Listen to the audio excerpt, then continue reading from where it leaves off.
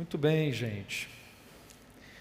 Vou falar alguma coisa leve agora, né, para tirar esse climão.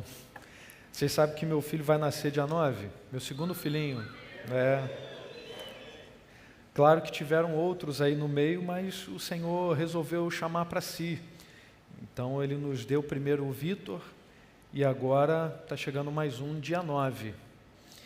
E, gente, como a igreja bem sabe, um monte de gente já teve filho aí há pouco tempo, e tem mais uns 10, não, agora acho que deve ser 10 ou 9, porque a Thalise resolveu adiantar, o dela parece que chegou ontem ou antes de ontem. Então tem um monte de grávidas, para a glória de Deus, um monte de grávidas aqui na igreja, muito bom. E vocês sabem que quando a gente já sabe que está esperando um filhinho, uma das coisas mais complexas é você decidir o nome do filho, não é? Pois é. E aí alguns vão procurar decidir o nome do filho baseados no significado, de repente algum membro da família, ou numa história, né? E quando eu e Bruna tivemos o Vitor, a igreja, a gente estava conhecendo aqui a igreja, eu vinha dar aula nos finais de semana de treinamento, e a igreja acompanhou essa nossa escolha, né? Os nomes bonitos que eu escolhia, né? Os outros nomes bonitos que Bruna escolhia, mas depois não ficou nem com o meu, nem com o dela, resolvemos por Vitor. E aí meu filho se livrou de ter assim uns outros nomes exóticos que eu queria colocar baseado na história da igreja, né? Bom, enfim, eu sei que aprove o Senhor de nos dar mais esse filhinho, e por conta desse significado, da história, a gente acabou escolhendo Samuel. Samuel ficou joia, né, gente? Tranquilo, né? Todo mundo consegue pronunciar sem fazer careta, então ficou tudo bem. E aí a gente escolheu justamente Samuel por conta da história e do significado, né? Que é o Senhor ouve. E de fato o Senhor ouviu nossas orações e resolveu atender nossas orações e nos dar mais esse neném. Mas pensando nos nomes, eu poderia colocar, se eu quisesse colocar um bem diferente, poderia colocar, por exemplo, Ábida. Não é um nome de menina, é menino, Ábida. Ábida, a história de Ábida. Ábida, um cristão que num contexto muçulmano foi perseguido, tendo sido descoberto pela sua família, inclusive, e foi torturado, espancado quase até a morte. E aí algumas pessoas conseguiram resgatá-lo, só que ele já tinha apanhado tanto, mas tanto, que um de seus braços já estava completamente inutilizado e teve que ser amputado. E ele, sendo um agricultor, teve a maior preocupação, porque sustentava sua família com o trabalho das suas mãos, e não sabia como poderia agora sustentar sua família sem poder realizar o seu trabalho de antes. Foi quando a missão Portas Abertas chegou até ele e doou uma vaquinha leiteira, 2 boizinhos, para que ele continuasse sua vida de agricultor. E ele dá o seu testemunho dando glória a Deus e permaneceu na fé. Permaneceu na fé. Por isso é tão importante você conhecer essas histórias, para que você saiba o que está acontecendo agora, em pleno século XXI, e que você conheça o trabalho da missão Portas Abertas. Se fosse uma menina, eu poderia colocar também o nome de Helen. É até bonito, né? Helen Berrani. Helen Berrani. Helen Berrani se converteu a Jesus e usava o seu dom, o seu talento vocal para cantar louvores. E cantava louvores em praça pública para que as outras pessoas ouvissem de Jesus. E ela também, num contexto religioso totalmente diferente do cristianismo, num contexto religioso muçulmano, também foi perseguida. E aí os seus algozes não só a perseguiram, mas queriam tomar dela a Bíblia. Cadê sua Bíblia? Cadê sua Bíblia? E ela respondeu: minha Bíblia está aqui. Eu não tenho Bíblia, minha Bíblia está aqui. Cadê sua Bíblia? Está aqui.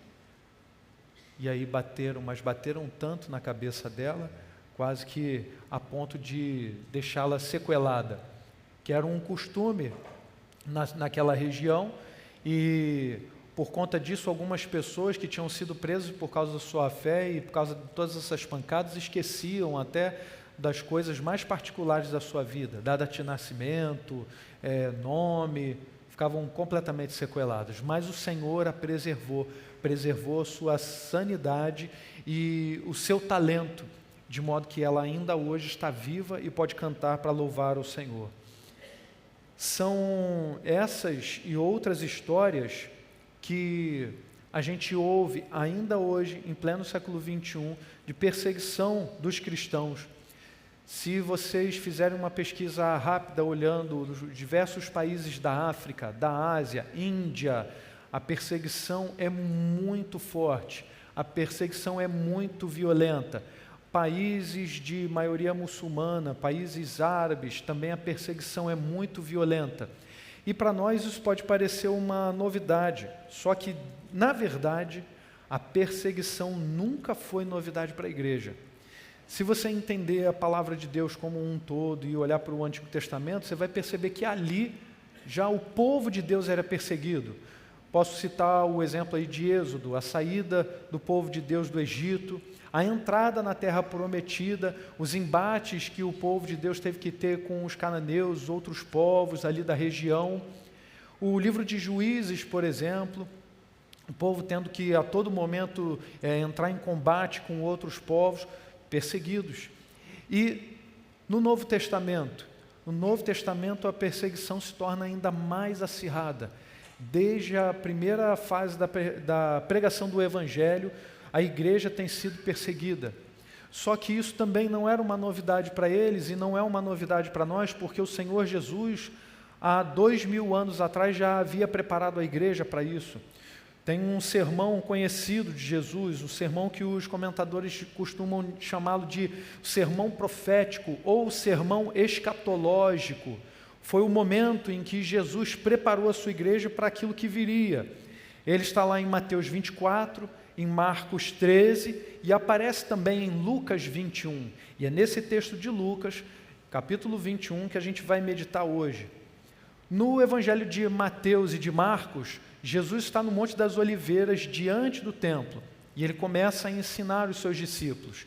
Aqui, no contexto de Lucas, há um detalhe um tanto diferente e especial. Jesus estava num dos pátios exteriores do templo, e dali ele observava as pessoas depositando suas contribuições. O texto começa assim, no capítulo 21 de Lucas. Jesus olhou e viu os ricos colocando suas contribuições nas caixas de ofertas. Viu também uma viúva pobre colocar suas pequeninas moedas de cobre. E disse: afirmo-lhes que esta viúva pobre colocou mais do que todos os outros. Todos esses deram do que lhes sobrava, mas ela, da sua pobreza, deu tudo o que possuía para viver. Preste atenção para a gente entender o que tem a ver esse início do Evangelho de Lucas com o contexto do sermão profético, o sermão escatológico de Jesus. Jesus está diante do templo e logo em seguida a gente vai entender essa conexão. Olha o que diz o verso 5, capítulo 21. Alguns dos seus discípulos estavam comentando como o templo era adornado com lindas pedras e dádivas dedicadas a Deus. Mas Jesus disse: disso que vocês estão vendo, dias virão em que não ficará pedra sobre pedra, serão todas derrubadas. Parece que Jesus estava ensinando aos seus discípulos que toda a confiança nunca poderia ser depositada nas obras humanas. Os comentadores falam que nesse ponto aqui em que os discípulos estão admirados com a beleza do templo e vem essa resposta de Jesus, Jesus estava alertando aos seus discípulos sobre a gente colocar a nossa confiança, demasiada confiança sobre as obras humanas. Na verdade, ali o templo representava não apenas a beleza, daqueles adornos, mas a segurança de uma casa do Senhor, é a casa onde vive o nosso Deus.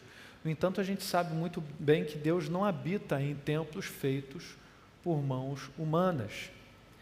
E é interessante a gente lembrar de alguns dados históricos. O templo, ele começa a ser reconstruído por Herodes no ano 20 a.C., E aí a obra se estende por mais de 80 anos, que vai terminar por volta de 64 depois de Cristo. Então, uma obra suntuosa, cheia de adornos, como os discípulos estavam aqui observando e ficaram admirados. Só que pouco tempo depois, em 70 depois de Cristo, o templo é destruído de novo, sob a perseguição de Tito. Irmãos, o que Jesus está mostrando, o que Jesus havia profetizado já, disso que vocês estão vendo, virão dias em que não ficará pedra sobre pedra, serão todas derrubadas. No contexto aqui do sermão escatológico, então Jesus já está alertando os seus discípulos: não confiem nas obras feitas por mãos humanas. As obras feitas pelas nossas mãos não são, nunca foram, nem serão garantia de qualquer fundamento da salvação. Não são as obras que nos dão a salvação, não são as obras que podem garantir a nossa proteção, e não há templo ou castelo forte que possa resistir ao Senhor. Não há obra que a gente realize que possa nos proteger até da perseguição que viria. E aí os discípulos, ouvindo essas palavras de Jesus, ficam ainda mais curiosos. Senhor, quando é que isso vai acontecer? Fala para a gente aí quais são os sinais. Então Jesus continua. Os discípulos perguntaram, no verso 7, Mestre, perguntaram eles, quando acontecerão essas coisas e qual será o sinal de que elas estão prestes a acontecer? Ele respondeu, cuidado para não serem enganados, pois muitos virão em meu nome dizendo, sou eu, e o tempo está próximo. Não os sigam. Quando ouvirem falar de guerras e rebeliões, não tenham medo. É necessário que primeiro aconteçam estas coisas, mas o fim não virá imediatamente. Então lhes disse, nação se levantará contra nação e reino contra reino. Haverá grandes terremotos, fomes e pestes em vários lugares, e acontecimentos terríveis e grandes sinais provenientes do céu. Agora, olha que curioso. Quando a gente está falando de fim do mundo, o tempo do fim, todos nós ficamos muito ligados, temos total atenção nessa questão dos sinais, não é verdade? A gente fica querendo saber, está tendo um maremoto, tem aí um tsunami, catástrofes, e aí fome, doenças, vários sinais naturais, a gente fica catando cada um deles. Mas olha o detalhe que Jesus diz na sequência do texto. Antes de todos esses sinais aqui, aconteceria a perseguição. Verso 12. Mas antes de tudo isso,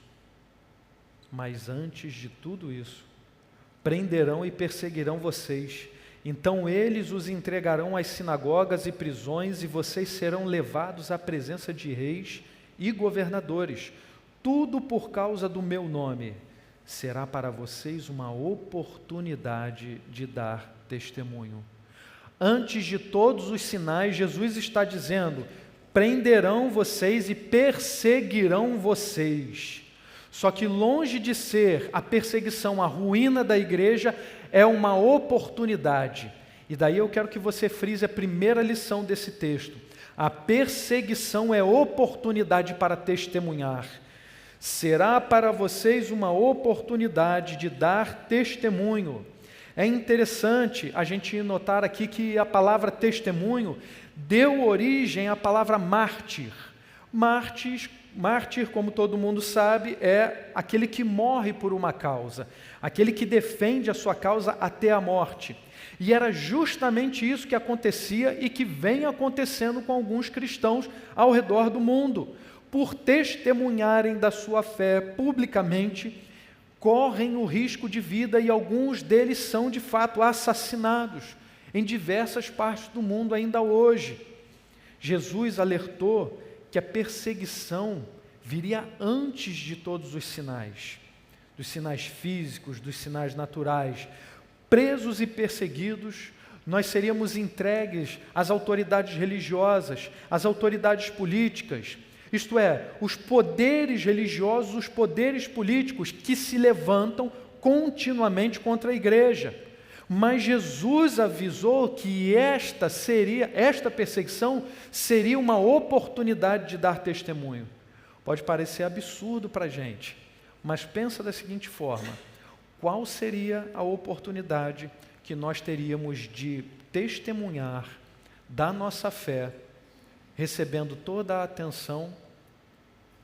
Qual seria a oportunidade que nós teríamos de pregar o Evangelho a uma autoridade política, a uma autoridade religiosa, de uma outra religião, completamente diferente do cristianismo? Qual seria a oportunidade? Mas a perseguição é uma oportunidade de darmos testemunho.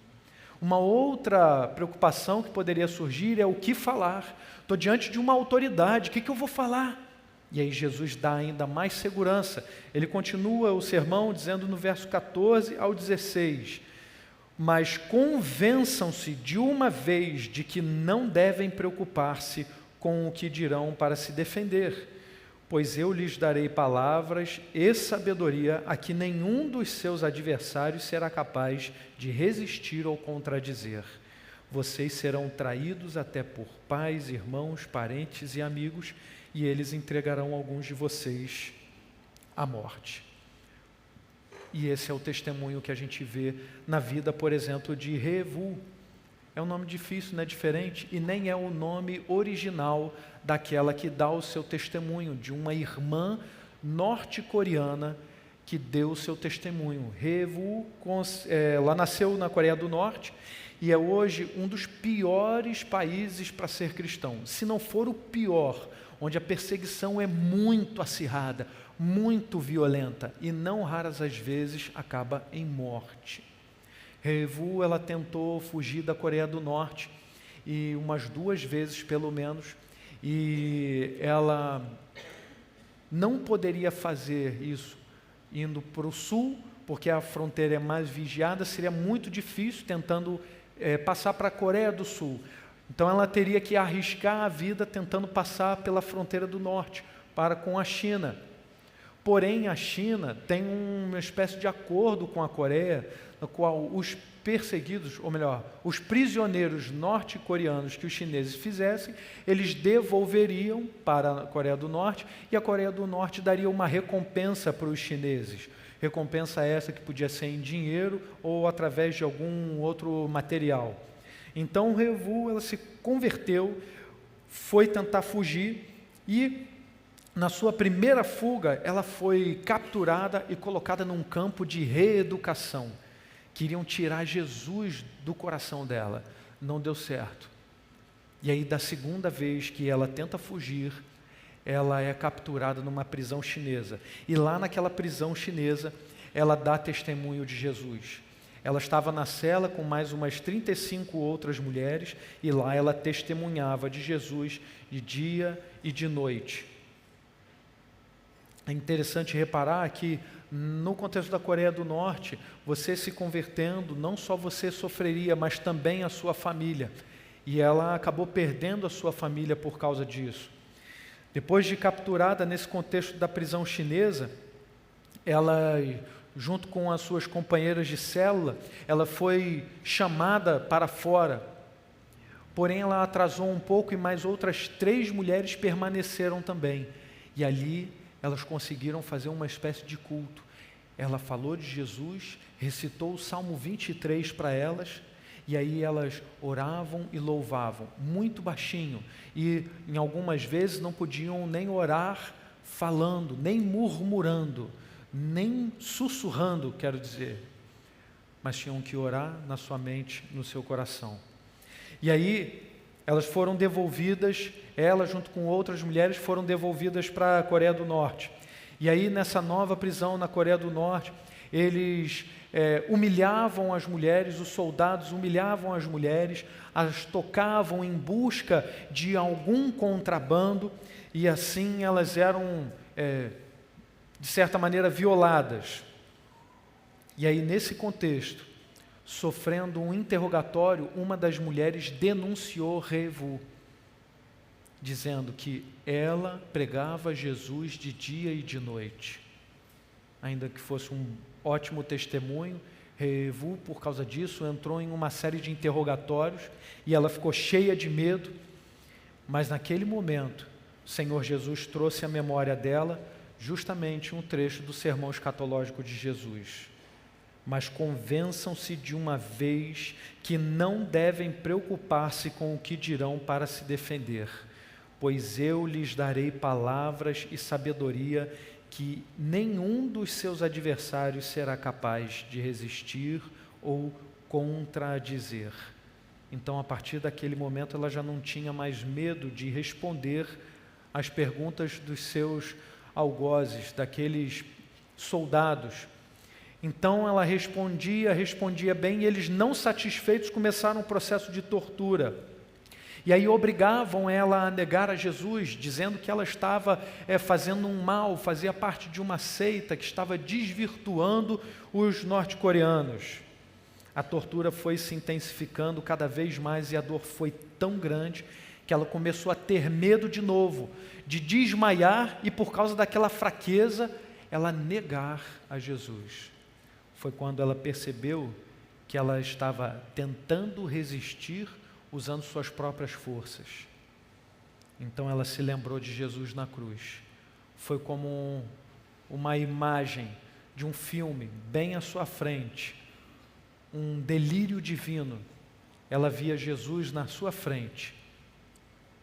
E aí, a partir daquele momento que ela fixou os olhos em Jesus, ela ficou como que anestesiada e já não sentia mais nenhuma dor. E a dor passou, a tortura continuou, mas ela já não sentia mais nada.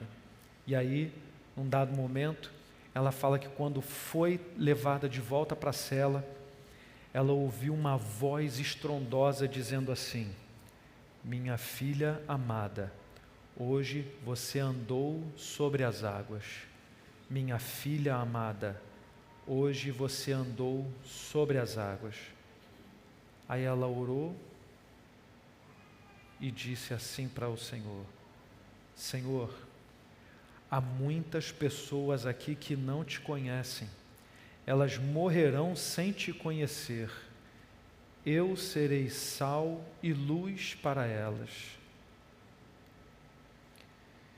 Como é que pode uma pessoa afirmar algo dessa natureza? Há muitas pessoas aqui, Senhor, que não te conhecem. Elas morrerão sem te conhecer. Eu serei sal e luz para elas. Isso pode parecer um absurdo para a nossa mente, mas a perseguição é uma oportunidade de darmos testemunho. De que outro modo aquelas pessoas, aqueles norte-coreanos, ouviriam de Jesus? Revu foi enviada por Deus para lá. A segunda lição que o texto nos diz está no verso 17 de Lucas 21. O mundo nos odeia por causa de Jesus. Simples assim. O mundo nos odeia por causa de Jesus. Todos odiarão vocês por causa do meu nome. E aí Jesus completa: contudo, nenhum fio de cabelo da cabeça de vocês se perderá. É possível que a gente imagine que alguma antipatia, implicância que a gente sofra, pode ser um problema pessoal de alguém conosco. Mas se você é um crente fiel, um crente que ama a Jesus, você deve repensar essa reação das outras pessoas contigo. Pode ser não um problema pessoal, mas o problema é com Jesus.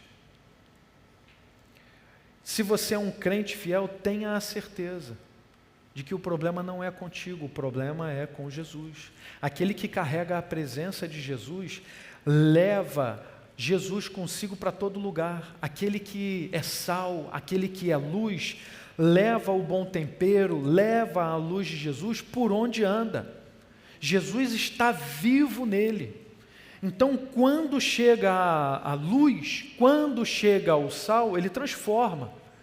Então, não é possível que as pessoas continuem satisfeitas com as suas obras pecaminosas. Pode ter certeza, o problema é com Jesus. O mundo nos odeia por causa de Jesus, não é por qualquer perfeição ou qualidade nossa. Satanás, ele engana as pessoas, fazendo com que elas acreditem que elas são lindas, que elas são maravilhosas, mesmo que elas estejam se deleitando nos seus pecados. E aí, quando o Cristo vivo chega, através da sua vida, está chegando num determinado lugar, pode ter certeza que as obras do pecado serão denunciadas. Isso não satisfaz quem tem encontrado prazer no pecado.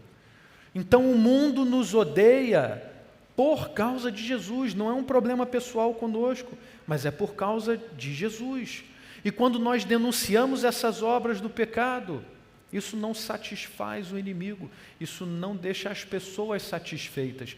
Ninguém gosta de ter as suas imperfeições e o próprio pecado ser colocado diante de si, ninguém. E a gente só pôde admitir isso por causa da misericórdia de Deus, por causa da fé que Ele plantou em nós. Se o mundo nos odeia, é por causa de Jesus. E a terceira lição, que está aí em Lucas 21:19, é perseverando que obtemos vida. Jesus disse assim: é perseverando que vocês obterão a vida. E esse trecho do sermão escatológico de Jesus aqui em Lucas 21 ecoa as palavras de Jesus que são narradas em Marcos 24, do verso 10 ao 13, diz assim: naquele tempo muitos ficarão escandalizados, trairão e odiarão uns aos outros, e numerosos falsos profetas surgirão e enganarão a muitos. Devido ao aumento da maldade, o amor de muitos esfriará, mas aquele que perseverar até o fim será salvo. Amém, glória a Deus. Irmãos, aquele que perseverar até o fim será salvo. Mas por conta dessa exortação direta de Jesus, essa orientação para o nosso coração, nós podemos ficar com a impressão, se não lemos com atenção outros trechos da palavra, podemos ficar com a impressão de que nós é que devemos fazer esse movimento, que isso acontece a partir da nossa iniciativa. E aí, nesse ponto, a Confissão de Fé de Westminster nos dá um esclarecimento importantíssimo, precioso, que eu passo a ler para os irmãos agora. O capítulo 17 fala justamente da perseverança dos santos. Esta perseverança dos santos não depende do livre-arbítrio deles, dos eleitos, mas da imutabilidade do decreto da eleição, procedente do livre e imutável amor de Deus Pai, da eficácia do mérito e intercessão de Jesus Cristo, da permanência do Espírito e da semente de Deus neles, e da natureza do pacto da graça. De todas estas coisas vem a sua certeza e infalibilidade. Irmãos, é perseverando que nós obtemos a vida. E a perseverança não depende das nossas forças, não depende da nossa vontade, não depende da nossa saúde, do nosso entendimento, não depende de nós, é obra certa e garantida pelo nosso Senhor Jesus Cristo, pela obra do Senhor Deus Pai e pela obra do Espírito Santo. Os cristãos na Síria também testemunham disso, dessa confiança tremenda na obra do Senhor Jesus, e assim podem perseverar diante de todos os absurdos e maldades sem fim que os homens podem produzir. Uma irmã nossa da Síria disse assim: nós não entendemos por que Deus permitiu essa guerra, os assassinatos e os sofrimentos pelos quais passamos, mas nós confiamos em Deus e em seu propósito divino. Mesmo nessa triste situação, sentimos paz interior. Estamos aqui por uma razão divina. Sabemos que Deus está preparando a igreja e os cristãos na Síria. Há pessoas que nunca tinham ouvido sobre Jesus e hoje vão à igreja e perguntam sobre Jesus, elas querem saber mais de Deus. Nós só precisamos estar lá, colocar nossas mãos nas mãos de Jesus e passar por esses momentos difíceis com Ele. Eu sei que Deus está sempre conosco e que nunca nos abandona. Só precisamos confiar totalmente nele. A gente está falando de uma perseguição de morte, assassinato.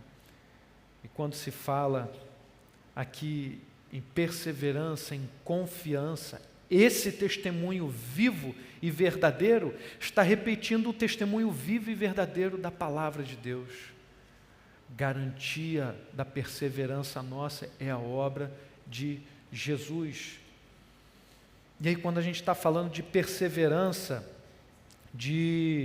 desse mover de Deus, dessa confiança em Deus, um texto que vem à memória nossa é o texto de 2 Coríntios capítulo 4. E é desse texto que a gente tira as aplicações. O que a gente pode fazer diante da perseguição que vem crescendo diante de nós? Não se engane, não se engane. Ainda que a gente não viva uma perseguição tão sanguinária, não pense você que os cristãos não são perseguidos aqui no nosso contexto também. E a primeira aplicação vem de lá de 2 Coríntios 4, verso 1 e 2. Renuncie a uma vida secreta. Paulo explica assim: portanto, visto que temos este ministério pela misericórdia que nos foi dada, não desanimamos, antes renunciamos aos procedimentos secretos e vergonhosos, não usamos de engano, nem torcemos a palavra de Deus, ao contrário, mediante a clara exposição da verdade, recomendamo-nos a consciência de todos diante de Deus. Tem dois aspectos interessantes aqui da palavra de Paulo, quando ele está se referindo a essa renúncia aos procedimentos secretos e vergonhosos. Ele pode estar se referindo a aspectos litúrgicos, e aí ele faz uma espécie de crítica às outras religiões. Religiões que na época de Jesus eram comuns, religiões de mistério, mistérios de Eleusis, as seitas gnósticas, que tinham rituais secretos, rituais que envolviam as coisas mais escabrosas que a gente pode imaginar, e religiões que aconteciam num contexto de segregação, mensagens codificadas, mensagens alegóricas, mensagens secretas que só poderiam ser passadas de um grandioso mestre espiritual a um determinado discípulo especialmente escolhido. No entanto, a palavra de Deus, o Evangelho, é a boa nova que é dita, revelada para todos os povos. Não há discurso secreto no cristianismo, não há procedimento secreto, não há vida secreta em Cristo. Porque Jesus nos ensinou, como está lá em João 15:15, tudo aquilo que Ele ouviu do Pai, Ele nos deu a conhecer. Por isso Ele disse: eu não chamo vocês mais de servos, mas chamo vocês de amigos. Porque tudo que eu conheci, tudo que eu ouvi do meu Pai, eu vos dei a conhecer. Então nós devemos renunciar a uma vida secreta também, esse é o segundo aspecto, a uma vida secreta que envergonha Jesus. Claro que nós não fazemos parte de nenhuma seita secreta, mas que tipo de vida nós temos vivido no nosso particular? Então renuncie a uma vida secreta que envergonha Jesus. Não existe crente duas caras, não existe crente hipócrita. De nenhuma maneira nós devemos viver duas vidas, muito menos duas caras. Paulo se referia aqui principalmente àqueles que distorciam a palavra de Deus para poder tentar justificar qualquer conduta vergonhosa ou pecaminosa. Vejam que isso não é novidade e infelizmente continua a acontecer hoje em algumas das nossas igrejas. É uma das estratégias mais comuns de Satanás. Em vez de enfrentar a igreja, confrontá-la de frente, ele se infiltra no nosso meio e aí produz relativismo, desconfiança, planta o engano, dissemina a frouxidão moral, promove uma relativização e desconfiança para com a Bíblia. E assim algumas igrejas são enfraquecidas a partir de dentro. Não cultive uma vida secreta. Renuncie a uma vida secreta e a qualquer distorção do Evangelho. mas tenha um testemunho público daquele que ama Jesus, que é fiel a Jesus. Alguns, cheios de boa intenção, acabam disfarçando uma preocupação com os de fora da igreja e aí tentam anunciar que a gente precisa facilitar as coisas. Mas olha o que Paulo continua dizendo nesse trecho: mas se o nosso evangelho está encoberto, para os que estão perecendo é que está encoberto. O Deus desta era cegou o entendimento dos descrentes, para que não vejam a luz do evangelho da glória de Cristo, que é a imagem de Deus. Renunciamos a procedimentos secretos e vergonhosos e a qualquer distorção da palavra. Nós não precisamos facilitar o evangelho numa linguagem frouxa, numa linguagem moral frouxa, para que o mundo o aceite. Dessa maneira a gente não está pregando o evangelho verdadeiro e de maneira nenhuma esse evangelho liberta ninguém, somente Jesus. E aí vem a segunda aplicação, na sequência, em 2 Coríntios 4, 5 a 7, deixa a luz do céu brilhar, simples assim. Paulo continua, mas não pregamos a nós mesmos, mas a Jesus Cristo, o Senhor, e a nós como escravos de vocês por causa de Jesus, pois Deus que disse, das trevas resplandeça a luz, Ele mesmo brilhou em nossos corações para a iluminação do conhecimento da glória de Deus na face de Cristo. Mas temos esse tesouro em vasos de barro, para mostrar que o poder que a tudo excede provém de Deus e não de nós. Deixa a luz do céu brilhar. Quem lembra aí de um corinho antigo? Deixa a luz do céu entrar. No nosso contexto aqui, deixa a luz do céu brilhar. A luz que habita em nós, a luz de Jesus. Diante da perseguição, quem vai à nossa frente é Jesus Cristo. É Ele quem tem que brilhar, é Ele quem vence e venceu todas as guerras, todas as batalhas por nós. Tudo isso que a gente está falando aqui é sobre Jesus, não é sobre nós. O poder, como Paulo falou, que a tudo excede, provém de Deus e não de nós. O poder não é nosso, é de Jesus. A pregação não é nossa, mas de Jesus. A luz que brilha em nós não é nossa, mas de Jesus. Então deixa a luz do céu brilhar. Faça tudo para a glória de Deus. E pegue todos os seus dons, seus talentos, faça eles brilharem cada vez mais para a honra e glória de Jesus. Não encontre qualquer justificativa, desculpa em uma timidez ou uma falsa humildade para disfarçar esses dons e talentos, mas faça mais e faça melhor para Jesus, para que essa luz brilhe e as pessoas venham a testemunhar o Deus vivo e verdadeiro a quem nós servimos. A terceira aplicação, não desanime, persevere. Paulo continua no verso 8 e 9, de todos os lados somos pressionados, mas não desanimados, ficamos perplexos, mas não desesperados, somos perseguidos, mas não abandonados, abatidos, mas não destruídos. Essa mesma disposição que havia em Paulo está no nosso coração aqui. Não podemos desanimar, devemos perseverar. E como a gente já viu, isso é obra que Jesus faz em nós. Não deixe o amor esfriar. Lembre-se do que Paulo acabou de explicar. O poder que a tudo excede provém de Deus e não de nós.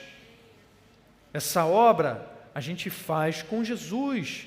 E Ele nos ajuda, como Paulo bem disse em Filipenses 4,13, tudo posso naquele que me fortalece. E aí tenham um cuidado, não se deixe desanimar pelos profetas do caos, por aqueles que propagandeiam todo tipo de escândalo envolvendo a igreja ou qualquer líder cristão. Tem gente que quer fazer carreira em cima disso, e de fato alguns já fizeram. Então não deixe a sua vida ser pautada por essas notícias, por esses escândalos, porque há uma igreja perseguida, que na verdade é uma igreja triunfante, que tem mostrado e dado um bom testemunho de Jesus, tem sofrido perseguição, tortura, morte, mas tem vencido pelo poder de Jesus.